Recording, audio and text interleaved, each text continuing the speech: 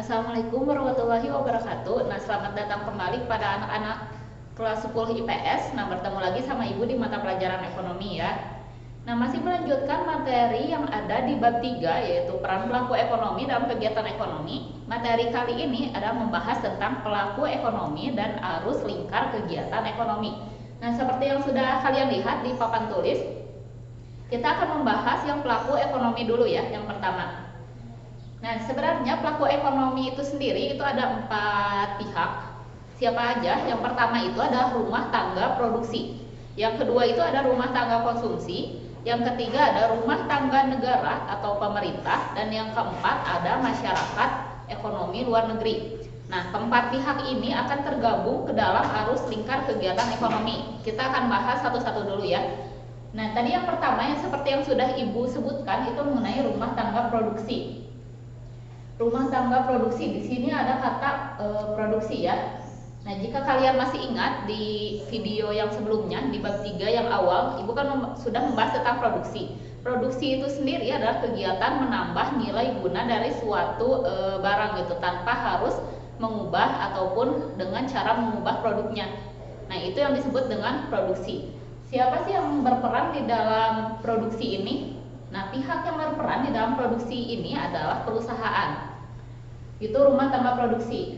Nah, peran dari rumah tangga produksi itu yang pertama adalah sebagai produsen, berarti fungsinya adalah untuk yang tadi membuat sebuah produk ya, entah itu barang ataupun jasa. Yang kedua sebagai pengguna faktor produksi. Nah, apa sih faktor produksi ini? Jadi faktor produksi yang dimaksud di sini itu adalah bahan baku, tenaga kerja, modal dan lain-lain gitu. Jadi untuk membuat sebuah produk maka dibutuhkan bahan baku. Tanpa adanya bahan baku maka produk tersebut tidak bisa ada gitu ya. Jadi harus ada bahan utamanya dulu, bahan baku. Itu yang disebut dengan pengguna faktor produksi. Nah, bahan baku ini didapatkan dari mana? Bahan baku ini didapatkan dari rumah tangga konsumsi gitu. Nanti akan kita bahas mengenai faktor produksinya itu apa aja gitu. Nah, yang berikutnya adalah agen pembangunan. Apa sih yang dimaksud dengan agen pembangunan? Nah, di sini sudah ada kata pembangunan. Ya, berarti di sini peran dari rumah tangga produksi itu adalah untuk membantu pemerintah agar lebih mudah ya, agar semakin membantu perannya dengan cara apa? Membantu perannya itu bisa dengan cara mengurangi pengangguran, membuka lapangan pekerjaan gitu. Jadi semakin banyak sebuah perusahaan maka semakin banyak lowongan pekerjaan yang tersedia dan akan mengurangi pengangguran, dan pendapatan rata-rata masyarakatnya juga kan pasti akan bertambah gitu. Itu yang disebut dengan agen pembangunan karena ikut turut serta membantu pemerintah. Nah, yang berikutnya adalah rumah tangga konsumsi. Di sini ada kata konsumsi. Nah, konsumsi itu adalah kegiatan untuk menghabiskan nilai guna dari suatu barang ataupun jasa. Itu yang disebut dengan konsumsi. Pihak yang ada di rumah tangga konsumsi ini disebutnya adalah konsumen. Jadi orang yang menghabiskan barang atau jasa tersebut disebutnya adalah konsumen. Nah, peran rumah tangga konsumsi ini yang pertama itu sebagai konsumen, maksudnya yang tadi yang menghabiskan nilai guna dari barang dan jasa. Yang kedua sebagai pemasok atau pemilik faktor produksi. Jadi yang nanti akan memberikan faktor produksi kepada rumah tangga produksi ini adalah rumah tangga konsumsi atau si konsumen tadi. Nah, faktor produksi apa saja yang ditawarkan oleh rumah tangga konsumsi kepada rumah tangga produksi? Itu yang pertama adalah tanah. Jadi balas jasanya itu yang tanah. Ini balas jasanya itu bisa berupa sewa tanah. Jadi kalau misalkan sebuah perusahaan itu memakai faktor produksi tanah dari rumah tangga konsumsi, maka perusahaan tersebut kan harus membayar balas jasanya ya. Bahwa di ekonomi itu kan harus ada pengorbanan ataupun timbal baliknya gitu. Jadi kan barang ekonomi itu bukan sesuatu yang gratis. Maka dari tanah ini balas jasanya berupa sewa tanah. Sedangkan jika perusahaan menggunakan tenaga kerja yang diambil dari rumah tangga konsumsi, maka balas jasanya berupa upah atau gaji. Jika mengambilnya modal, maka balas jasanya berupa bunga modal atau di akuntansi lebih dikenal dengan istilah dividen. Jadi dividen itu adalah keuntungan yang dibagikan atas para pemegang saham gitu. Biasanya kalau kita ikut berinvestasi di sebuah perusahaan kan bisa dengan cara membeli saham ya. Nah, besarnya keuntungan yang kita dapatkan tergantung seberapa besar keuntungan yang perusahaan itu dapatkan dan berapa besar juga persenan yang kita punya gitu, berapa persen saham yang kita punya di perusahaan tersebut. Nah, itu yang disebut dengan bunga modal atau dividen. Nah, yang berikutnya adalah keahlian atau skill, dan jika mengambilnya keahlian atau skill dari rumah tangga konsumsi, maka balas jasanya berupa laba atau keuntungan, seperti itu. Nah, yang berikutnya, pelaku ekonomi yang berikutnya itu adalah rumah tangga negara. Di sini ada kata negara, berarti rumah tangga, pihak yang menjalankan rumah tangga ini adalah pemerintah. Nah, kenapa sih harus ada campur tangan pemerintah di dalam kegiatan ekonomi? Sesuai yang sudah Ibu jelaskan di bab 2, bahwa dalam sistem ekonomi itu, mau kalian menggunakan sistem ekonomi apapun, entah pasar, entah komando, pasti ada campur tangan pemerintah. Banyak atau sedikitnya itu tergantung dari sistem ekonomi yang digunakan negara tersebut. Nah, tapi peranan rumah tangga negara secara umum itu, yang pertama itu adalah pengatur. Maksudnya di sini mengatur kinerja atau kegiatan dari ekonomi negara tersebut gitu, entah itu dari sisi produsen ataupun sisi dari konsumen. Kalau sisi dari produsen, misalkan mengatur besaran pajak yang harus dibayar oleh produsen kepada pemerintah. Kalau dari sisi konsumen, misalkan mengatur harga yang sesuai untuk konsumen tertentu. Misalkan ada produk yang memang sudah diatur oleh pemerintah, harga yang disarankan di Pulau Jawa misalkan. Suka ada kan produk-produk seperti itu ya, atau harga yang disarankan di luar Pulau Jawa misalkan. Nah, itu agar nanti jatuhnya si para produsen ini menjualnya tidak terlalu mahal kepada konsumen. Jadi itu salah satunya cara untuk melindungi hak-hak konsumen. Itu diatur oleh pemerintah. Nah, pemerintah juga mengatur inflasi dan deflasi sebuah negara, terus mengatur juga tentang banyaknya uang yang beredar di sebuah negara. Masih ingat ya, kalau misalkan semakin banyak uang yang beredar, uang yang dimaksud di sini dalam bentuk kertas ya, maksudnya uang secara fisik gitu, banyak yang beredar, maka akan terjadi inflasi. Mungkin kalian pernah mendengar ada di sebuah negara yang bahkan untuk membeli satu buah roti itu bisa nyampe 1 juta misalkan. Satu buah roti bisa nyampe 1 juta. Nah, kenapa bisa terjadi seperti itu? Karena terlalu banyak uang yang beredar sehingga mengalami inflasi atau kenaikan secara terus menerus. Nah, itu yang dimaksud dengan pengatur. Yang kedua adalah sebagai konsumen. Kenapa rumah tangga negara di sini berfungsi juga sebagai konsumen peranannya? Karena yang namanya sebuah pemerintahan itu kan pasti membutuhkan tempat, pasti membutuhkan peralatan kantor, membutuhkan tenaga kerja dan lain-lain. Dan itu didapatkannya kan tidak secara gratis juga gitu ya. Jadi yang namanya pemerintah juga kan masih terdiri atas manusia, maka mereka juga membutuhkan barang dan jasa untuk dikonsumsi, dan juga untuk menjalankan pemerintahan juga seperti yang sudah Ibu katakan tadi, membutuhkan peralatan kantor dan lain-lain. Itu juga kan harus dibeli ya, karena itu disebutnya konsumen. Yang berikutnya sebagai produsen. Jadi selain untuk mengkonsumsi barang-barang tadi, pemerintah juga membuat beberapa produk itu. Produk apa saja sih yang dibuat oleh pemerintah? Biasanya produk-produk yang sifatnya itu vital. Jadi yang produk ini dapat mempengaruhi hajat hidup orang banyak. Contohnya itu seperti listrik, air, kendaraan vital ya, misalkan seperti PT KAI gitu, yang memang menguasai atau memonopoli kereta api di Indonesia. Atau misalkan kayak listrik, kalian kan tidak pernah melihat ada listrik yang dari swasta ya, listrik itu semuanya kan punya pemerintah. Nah, contohnya kayak gitu. Jadi produsennya itu hanya untuk yang vital aja gitu. Nah, yang berikutnya masyarakat ekonomi luar negeri. Nah, kalau masyarakat ekonomi luar negeri ini kebanyakan fungsinya sebagai ekspor impor atau perdagangan luar negeri. Nah, kenapa sih kita harus melakukan ekspor impor? Alasan yang sangat masuk akal dari ekspor impor ini adalah untuk memenuhi kebutuhan yang tidak bisa dipenuhi oleh negara itu sendiri. Jadi harus mengambil dari negara lain. Setiap negara itu kan memiliki sumber daya yang berbeda-beda. Karena itu di sini juga alasan mengapa kita melakukan ekspor impor. Misalkan Indonesia itu tidak mampu memproduksi teknologi, tidak mampunya itu karena keterbatasan modal, bukan keterbatasan pengetahuan ya.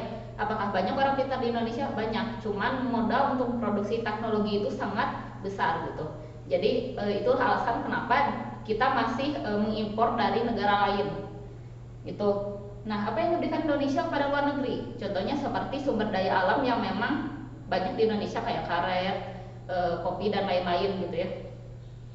Nah, peran masyarakat ekonomi luar negeri di sini perdagangan seperti yang sudah Ibu katakan tadi ada ekspor impor. Yang keduanya itu ada pertukaran tenaga kerja. Ini misalkan kayak TKI, TKW, dan juga tenaga kerja asing yang didatangkan untuk apa sih namanya, untuk bekerja di Indonesia gitu. Jadi tenaga kerja ahli. Yang berikutnya penanaman modal. Nah, jadi banyak perusahaan asing yang berdiri di Indonesia itu karena ada investor asing. Nah, keuntungannya apa untuk Indonesia ini? Keuntungannya yaitu yang pertama bisa membuka lapangan pekerjaan. Yang namanya perusahaan itu kan pasti membutuhkan tenaga kerja ya. Dan tenaga kerjanya biasanya diambil dari Indonesia juga gitu. Jadi enggak tenaga kerja didatangkan semua dari asing, itu enggak. Jadi hanya perusahaannya saja. Jadi itu yang sangat menentukan dari penanaman modal. Yang berikutnya adalah pinjaman. Nah, jadi masyarakat luar negeri juga bisa memberikan pinjaman pada kita melalui organisasi keuangan seperti Bank Dunia atau World Bank ataupun IMF. Nah, apa itu IMF? IMF singkatan dari International Monetary Fund. Jadi organisasi keuangan yang biasanya memang meminjamkan dana kepada negara-negara berkembang gitu. Nah, tidak seperti pinjaman, yang berikutnya adalah bantuan. Bantuan itu tidak usah dikembalikan karena bantuan itu sistemnya bukan hutang ya. Tetapi bantuan biasanya diberikan oleh masyarakat luar negeri itu pada saat sebuah negara mengalami bencana ataupun dalam keadaan perang. Jadi pada saat negara tersebut tidak bisa berdiri sendiri itu baru dibantu oleh masyarakat luar negeri atau lebih sering dikenal dengan istilah hibah. Nah, yang berikutnya kita masuk ke materi yang kedua, yaitu mengenai arus lingkar kegiatan ekonomi. Jadi ada 3 jenis arus lingkar kegiatan ekonomi, yaitu arus lingkar kegiatan ekonomi sederhana, arus lingkar kegiatan ekonomi 3 sektor, dan arus lingkar kegiatan ekonomi 4 sektor. Nah, Ibu akan menjelaskan yang pertama dulu mengenai arus lingkar kegiatan ekonomi sederhana. Nah, seperti yang sudah kalian lihat di papan tulis, di sini ada 2 pelaku ekonomi, yaitu rumah tangga konsumsi dan rumah tangga produksi. Nah, sesuai anak panah yang ada di bagian ini, bukan bagian ya, yang ada di gambar ini. Jadi rumah tangga konsumsi, anak panah yang pertama itu mengarah ke pasar faktor produksi. Maksudnya di sini rumah tangga konsumsi memberikan faktor-faktor produksinya gitu. Disimpan di sini di pasar faktor produksi. Nah, faktor produksi apa saja yang ditawarkan rumah tangga konsumsi itu ada di sini. Yaitu tadi tanah, tenaga kerja, modal, dan keahlian. Itu disimpan di sini di pasar faktor produksi. Setelah itu kemudian digunakan oleh rumah tangga produksi. Tadi kan rumah tangga produksi itu perannya adalah pengguna faktor produksi. Jadi tenaga kerja, bahan baku, dan lain-lain itu diolah di sini sehingga menjadi sebuah produk. Tadi kan yang namanya menggunakan tenaga kerja itu kan Pak harus ada balas jasanya. Balas jasanya itu berupa gaji atau uang yang dibayarkan di anak panah ketiga ini. Anak panah ketiga ini mengarah ke pasar faktor produksi. Ini pembayarannya yang gaji atau upah tadi. Terus dari pasar faktor produksi disalurkan kembali ke konsumsi sebagai pemilik faktor produksi yang tadi ya. Jadi uang gajinya diarahkan ke sini di nomor 4. Nah, setelah itu panah yang kelima, tadi kan rumah tangga produksi sudah selesai membuat produk. Nih, panah yang kelima. Kemudian produknya dikirimkan ke pasar barang. Produk yang sudah dibuat oleh rumah tangga produksi.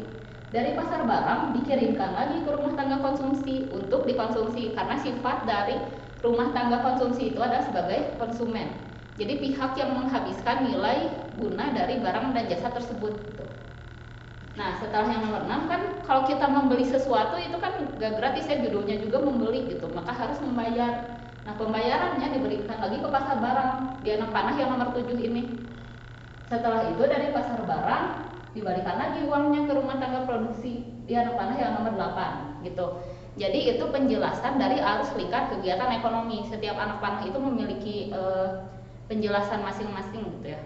Nah, yang berikutnya adalah arus lingkar kegiatan ekonomi 3 sektor. Judulnya juga sudah 3 sektor. Berarti pelaku ekonominya bertambah 1 lagi ya. Nah, jadi yang masyarakat luar negeri ini jangan dulu dilihat ya. 3 sektor itu apa saja? Yang pertama adalah rumah tangga konsumsi. Yang kedua pemerintah, yang ketiga rumah tangga produksi. Nah, Ibu jelaskan satu-satu lagi seperti yang tadi. Jadi dari rumah tangga konsumsi ke pasar faktor produksi ini yang tadi mengirimkan sumber daya yang dimiliki oleh rumah tangga konsumsi seperti tanah, tenaga kerja, modal, dan keahlian. Kemudian digunakan kembali di anak panah nomor 2 oleh rumah tangga produksi untuk membuat sebuah produk. Setelah digunakan di rumah tangga produksi, kemudian kan membayar rumah tangga produksi, dikirimkan lagi ke pasar faktor produksi. Nah, setelah dikirimkan ke pasar faktor produksi, dikirimkan lagi yang nomor 4 ini ke rumah tangga konsumsi si uang gaji dan upahnya. Nah, setelah itu, setelah jadi produk tadi di rumah tangga produksi, maka produknya dikirimkan ke pasar barang, itu yang nomor 5. Setelah dikirimkan di pasar barang, dikirimkan lagi ke rumah tangga konsumsi yang nomor 6 untuk dikonsumsi produknya itu, untuk dipakai. Nah, setelah dipakai pasti kan harus bayar. Bayarlah ke pasar barang, itu anak panah nomor 7. Setelah bayar ke pasar barang, maka dikembalikan lagi uangnya ke rumah tangga produksi, itu anak panah yang nomor 8. Yang nomor 8. Nah, setelah ini sudah di anak panah nomor 8 kan sama seperti yang di atas ya. Yang berikutnya kita mulai ke peran pemerintah. Nah, di sini ada anak panah nomor 9 yang mengarah ke atas dari pasar faktor produksi ke pemerintah. Ini maksudnya adalah pemerintah menggunakan tenaga kerja dan bahan baku yang berasal dari rumah tangga konsumsi. Yang tadi tenaga kerja dan bahan baku. Nah, Bu, contohnya kayak apa? Contohnya kalau kita mengetahui ya bahwa di pemerintah itu kan tidak semuanya anggota politik itu, ada masyarakat biasa yang bekerja juga di pemerintahan ataupun di perusahaan milik pemerintah yang kita kenal sebagai pegawai negeri sipil gitu. Itu kan diambil dari masyarakat biasa. Nah, maka yang nomor 9 ini ngambil dari masyarakat biasa pemerintah. Nah, saat saat sebuah pihak menggunakan faktor produksi, maka harus membayarkan sama seperti rumah tangga produksi yang membayar ke sini di nomor 3. Maka membayarlah pemerintah ke pasar faktor produksi berupa gaji atau upah kalau tadi pakai tenaga kerja. Kemudian disalurkanlah lagi ke sini ke rumah tangga konsumsi. Seperti itu. Itu penjelasan yang nomor 9 dan 10. Sekarang yang atas 11 dan 12. Yang 11 ini pasar barang mengarah ke pemerintah. Kenapa ada anak panah ini? Karena fungsi atau peran pemerintah salah satunya adalah sebagai konsumen. Ini sebagai konsumen kan kesini ya, sebagai konsumen ngambilnya produknya dari pasar barang. Tadi kalau sudah pakai produk maka harus bayar. Nah, pembayarannya ini mengarah ke anak panah yang 12 tuh, dari pemerintah ke pasar barang karena bayar tadi. Nah, uangnya tadi dikemanakan dari pemerintah? Uangnya yang dikirimin lagi di nomor 8 ini ke rumah tangga produksi.